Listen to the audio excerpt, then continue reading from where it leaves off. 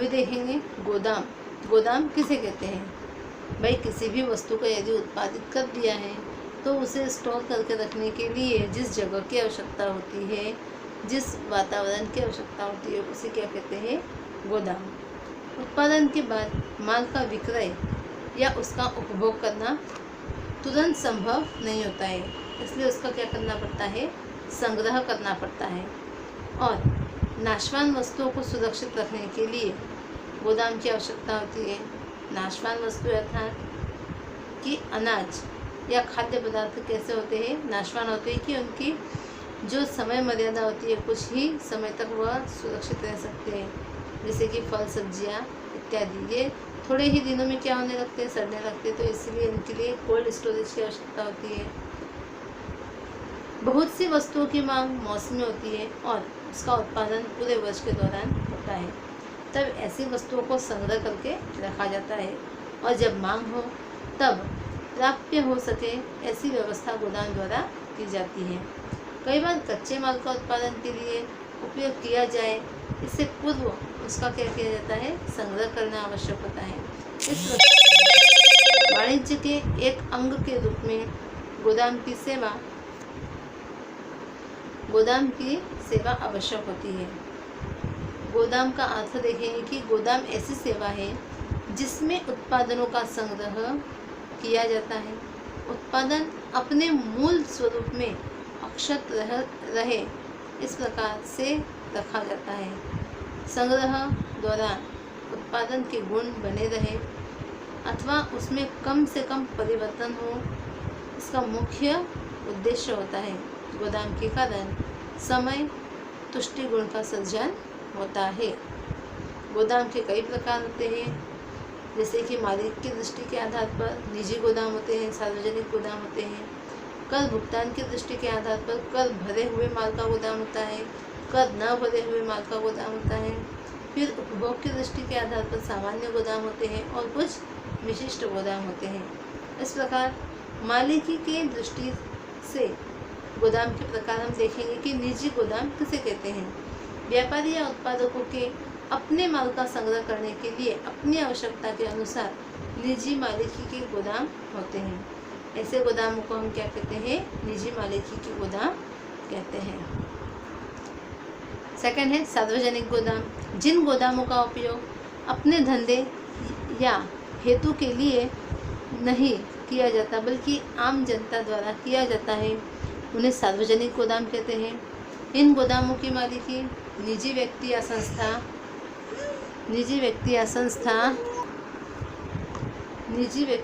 संस्था की होती है। धंधादारी या अन्य लोग इन गोदामों की सेवा का लाभ प्राप्त करते हैं और बदले में किराया और अन्य खर्च का भुगतान भी करते हैं। विशेष रूप से रेलवे स्टेशन, बंदरगाह और हवाई अड्डों के पास सार्वजनिक गोदाम होते हैं। आम सार्वजनिक गोदाम स्वतंत्र व्यवसाय बन गया है। सार्वजनिक गोदाम माल संग्रह, देखरेख और सुरक्षा का विश्वास देता है। सार्वजनिक गोदाम अपने हस्तगत माल की विवरणदर्शी रसीद देते हैं। यह रसीद हस्तांतरणीय होती है, जिससे रसीद द्वारा माल का क्रय विक्रय किया जा सकता है। कर भुगतान की दृष्टि से गोदाम के प्रकार। कर भरे हुए माल के गोदाम किसे कहेंगे? जब माल को आयात किया जाता है, मतलब कि आयातित माल पर आयात शुल्क भुगतान के पश्चात निर्धारित स्थान पर ले जाने के लिए तुरंत वाहन व्यवहार की सेवा उपलब्ध न हो तो बंदरगाहों, हवाई अड्डों और सीमावर्ती स्थानों पर कर भरे माल का संग्रह करने के लिए सार्वजनिक गोदामों की सेवा प्राप्त होती है। इन्हीं गोदामों को कर भरे माल का गोदाम कहते हैं, मतलब कि ऐसा माल जो आयात किया गया है और उसका कर भर दिया गया है, लेकिन उसे ले जाने के लिए अभी वाहनों की व्यवस्था नहीं हो पा रही है, तो वो माल कहाँ रखेंगे? खुले में नहीं रख सकते, इसलिए इनके लिए अलग से गोदाम की व्यवस्था होती है। सेकेंड है कर न भरे माल के गोदाम। अब ऐसा माल जिसके लिए कर भरा नहीं है तो उन्हें अलग गोदामों में रखा जाएगा। जैसे आयातित माल पर निर्धारित दर से कर भुगतान करना होता है। आयातित माल जिस पर कर का भुगतान नहीं किया गया है उसे निजी गोदाम में संग्रहित किया जाता है। उन गोदामों कर न भरे माल के गोदाम कहते हैं। जिन स्थानों पर आयात होता है उन स्थानों पर इस प्रकार के गोदाम स्थित होते हैं। बंदरगाह और सीमावर्ती विस्तार जहाँ से माल का आयात निर्यात होता हो, ऐसे विस्तारों में इस प्रकार के गोदाम होते हैं। जब आयातक को माल का पुनः निर्यात करना हो तब माल के वर्गीकरण और पुनः पैकिंग आदि के लिए सुविधाएं उपलब्ध की जाती हैं। माल के मूल स्वरूप में किसी प्रकार का परिवर्तन नहीं किया जाता। ये गोदाम पुनः निर्यात के लिए आशीर्वाद के समान होते हैं।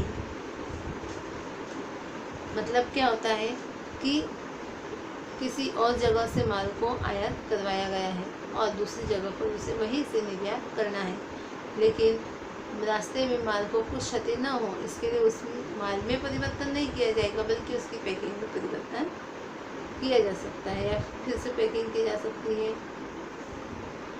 आगे है उपयोग की दृष्टि से गोदाम के प्रकार।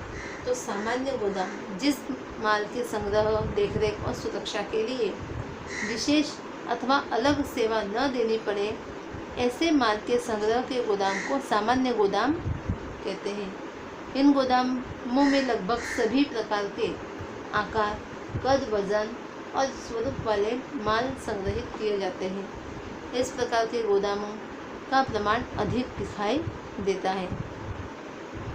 विशिष्ट गोदाम जिस माल के संग्रह, देखरेख और सुरक्षा के लिए विशेष और अलग सेवा देनी पड़ती है, ऐसे माल के गोदाम को विशिष्ट गोदाम कहते हैं। जैसे कि पटाखे, जहरीला रसायन, रसोई गैस, पेट्रोल जैसी चीज वस्तुओं के संग्रह, देखरेख और सुरक्षा के लिए विशिष्ट गोदाम का होना अनिवार्य होता है। पेट्रोल के लिए भूमिगत टंकी, जहरीले रसायनों के लिए विशेष प्रकार की ईंटें इसके उदाहरण हैं। फल, दूध, सब्जी जैसे नाशवान पदार्थों के लिए कोल्ड स्टोरेज जैसे विशिष्ट गोदाम बनाए जाते हैं। सुरक्षा के उद्देश्य से अनेक नियमों का पालन करना अनिवार्य होता है। वाहन व्यवहार और परिवहन की सेवाएं। माल परिवहन के लिए वाहन व्यवहार का उपयोग किया जाता है। प्रारंभ में पशुओं और वाहनों का उपयोग होता था। साथ साथ जल मार्ग की भी खोज हुई और आधुनिक खोज के कारण हवाई जहाज का भी प्रारंभ शुरू हुआ। तो वाहन व्यवहार ऐसी सेवा है जिसके द्वारा मनुष्यों और माल सामग्री को एक जगह से दूसरी जगह पर स्थानांतरित किया जाता है। प्रकार देखेंगे। मानव शक्ति द्वारा संचालित मनुष्यों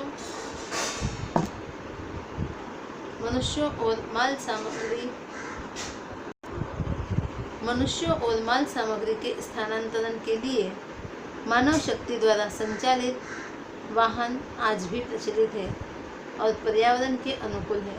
बहुत से स्थानों पर पैडल रिक्शा के उपयोग से एक स्थान से दूसरे स्थान पर जाया जा सकता है। कोलकाता में आपने देखा होगा कि मानव परिवहन के लिए आज भी पैडल रिक्शा का उपयोग होता है। आज भी भारत के लगभग सभी प्रदेशों में हाथ लारी द्वारा माल सामान एक जगह से दूसरी जगह पर पहुंचाया जाता है। सेकंड है पशु शक्ति द्वारा संचालित। पशुओं द्वारा कम दूरी के लिए मनुष्यों और माल सामग्री का परिवहन किया जाता है, जैसे कि घोड़ा गाड़ी, बैलगाड़ी, ऊंट लारी इत्यादि। हवाई मार्ग द्वारा मनुष्य और माल सामग्री का आसानी से और लंबी दूरी के लिए परिवहन संभव है। छोटी दूरी के लिए हवाई मार्ग का उपयोग महंगा होता है। हवाई जहाज को आकाश में उड़ने और उतरने के लिए रनवे ज़रूरी होता है।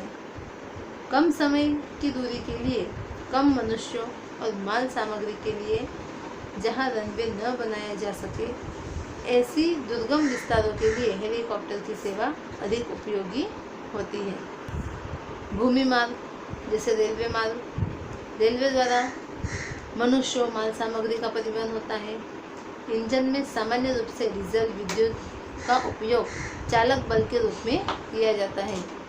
कई बार ट्रेन के सभी अथवा कुछ डिब्बों में चालक शक्ति होती है जिसे मल्टीपल यूनिट ट्रेन कहा जाता है।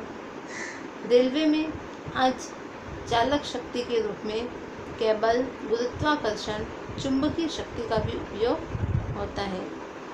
भारत में अभी अभी कॉम्प्रेस्ड नेचुरल गैस अर्थात कि CNG का चालक बल के रूप में उपयोग करने वाले इंजन का उपयोग प्रारंभ हुआ है। शहरी विस्तारों को जोड़ने वाली और शहर के मध्य चलने वाली रेल वाहन व्यवहार की रीढ़ की हड्डी सिद्ध हुई है। सड़क मार्ग। सड़क मार्ग एक ऐसा मार्ग है जो एक जगह से दूसरी जगह पर जाने के लिए आसानी से स्वतंत्र होता है। स्थान, दिशा, गति और समय में सुविधा अनुसार परिवर्तन इसमें संभव होता है, जो अन्य वाहन व्यवहार के प्रकारों में सरल नहीं है। सड़क मार्ग द्वारा घर के दरवाजे तक वाहन क्या करता है, सेवा देना संभव होता है। बस द्वारा अधिक व्यक्तियों का वहन योग्य रूप से होता है। ट्रक द्वारा हल्के वजन वाले माल एवं कम दूरी वाले स्थानों के बीच परिवर्तन किया जाता है। वाहनों के निरंतर बढ़ते उपयोग के कारण वायु प्रदूषण, ध्वनि प्रदूषण, ट्रैफिक जाम और पार्किंग जैसे कई प्रश्न उत्पन्न होते हैं। अब बहुत से शहरों में BRTS बसों का उपयोग प्रारंभ हो गया है। इन बसों के लिए विशेष रास्ते आरक्षित किए गए हैं और अति शीघ्रता से शहर के एक जगह से दूसरी जगह तक पहुंचा जा सकता है।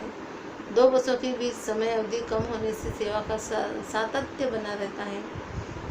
अभी गुजरात के अहमदाबाद, सूरत और राजकोट जैसे शहरों में यह सेवाएं उपलब्ध है। पांचवा मार्ग है जल मार्ग। समुद्र, तालाब, नहर, नदी आदि जल मार्गों में नाव, जहाज तथा अन्य कई साधनों से जल मार्ग वाहन व्यवहार होता है। दो नज़दीकी समुद्र तट के स्थानों अथवा जहां जल एवं समतल भूमि हो वहाँ बड़े पंखे से चलने वाले होवरक्राफ्ट का उपयोग होता है। विशाल बांध बनाकर नहर द्वारा जल दूर स्थानों तक पहुँचाया जाता है। इन नहरों का उपयोग भी जल मार्ग के रूप में होता है। विदेशी व्यापार सबसे अधिक जल मार्ग द्वारा ही होता है। जल मार्ग परिवहन दूसरे प्रकारों की तुलना में थोड़ा धीमी गति से किया जाता है, लेकिन फिर भी आधुनिक इंजनों के कारण विशाल पैमाने पर माल सामग्री कार्यक्षम ढंग से पहुंचाई जाती है। एक भाग से दूसरे भाग में परिवहन के लिए जल मार्ग हवाई मार्ग की तुलना में सस्ता होता है, परंतु समय अधिक लेता है। समुद्र तट के विस्तारों में फेरी सर्विस काफ़ी लाभदायक होती है। छठा है पाइपलाइन द्वारा परिवहन। तरल अथवा गैस जैसे उत्पादनों के लिए पाइपलाइन अधिक उपयुक्त होती है। तरल कचरे के निकाल, पानी, पेट्रोलियम, प्राकृतिक गैस आदि के लिए यह व्यवस्था उपयोगी होती है। जैसे हजीरा गुजरात से मध्य प्रदेश और उत्तर प्रदेश में गैस परिवहन के लिए पाइपलाइन डाली गई है। भारत में असम, बिहार, गुजरात, उत्तर प्रदेश और हरियाणा आदि राज्यों में क्रूड ऑयल और पेट्रोलियम उत्पादनों का परिवहन होता है। इस प्रकार ये चैप्टर कंप्लीट हो गया है।